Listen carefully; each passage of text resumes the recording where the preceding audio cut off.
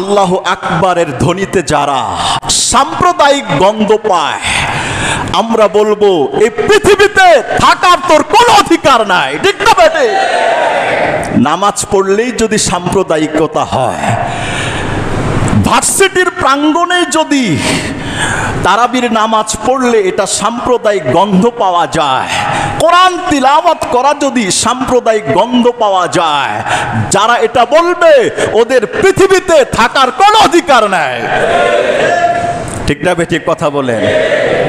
প্রাচ্যের অক্সফোর্ড ঢাকা বিশ্ববিদ্যালয়ের প্রাঙ্গণে গেল রমজানে মাঠে তারাবির নামাজ পড়তে দেওয়া হয় নাই, কোরআনুল কারীম তিলাওয়াত করতে দেওয়া হয় না। সেখানে নাচ হবে, সেখানে মদের পার্টি হবে, ডিজে গান হবে, উলঙ্গ হয়ে মেয়েরা নাচবে, গাবে, মাতম করতে করতে দিন রাত্র পার করে দেয়, অসুবিধা হয় না। এটার মধ্যে তারা সাম্প্রদায়িক গন্ধ পায় না। তারাবির নামাজ পড়লে, কোরআন তিলাওয়াত করলে, আল্লাহু আকবারের জয়ধ্বনি দিলে তারা সাম্প্রদায়িকতার গন্ধ পায়।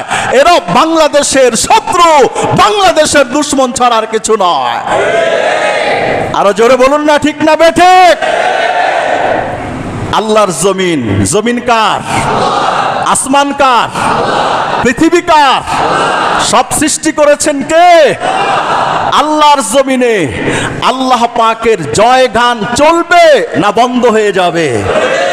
নারে তাকবীর, নারে তাকবীর, নারে তাকবীর,